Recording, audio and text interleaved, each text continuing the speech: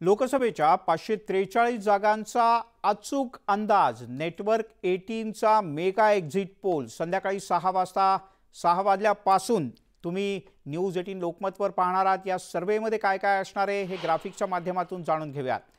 मुळात हा सर्वे झालाय कसा तेही सगळ्यात आधी आपण पाहूयात। देशातल्या 21 राज्यांमध्ये आणि 518 लोकसभेच्या जागांसाठी हा सर्वे करण्यात आला। अगदी थेट काश्मीर कन्याकुमारी पासून ते मुंबई ते गुवाहाटी त्याही पार असा हा सर्वे करण्यात आला आहे। 21 राज्य 518 लोकसभेच्या जागा 95,000 मतदारांचा कौल यामध्ये घेण्यात आला आहे।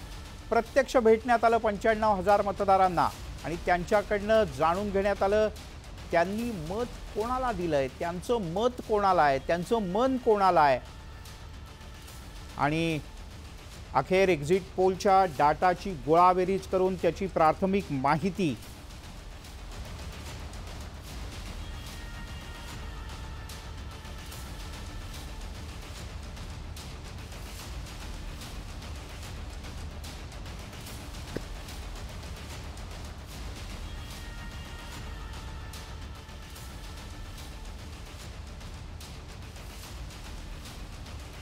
देशभरातून जमा करण्यात आलेल्या सर्व माहितीची जुळवाजुळव करण्यात आली, त्यातलं परीक्षण करण्यात आलं। प्रत्येक आकड्याची अभ्यासपूर्ण अशी मांडणी करण्यात आली आणि या अभ्यासपूर्ण मांडणीनंतर सर्वेक्षणातनं अनेक गोष्टींची खातरजमा केल्यानंतर हा अंतिम आकड्यांसह आम्ही तुमच्या समोर येणार आहोत। आपण पुन्हा एकदा नजर टाकूयात हे सगळं सर्वेक्षण कशा पद्धतीने पार पडलंय ते।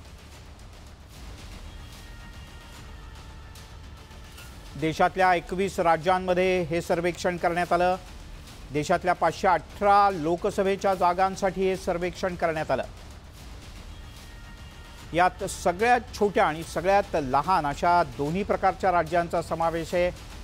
या सगळ्या ठिकाणी मिळून 95,000 मतदारांचा कौल घेण्यात आला। या सगळ्या 95,000 मतदारांना सर्वेक्षण करणारे आमचे प्रतिनिधी आमचे सहकारी प्रत्यक्ष भेटलेत।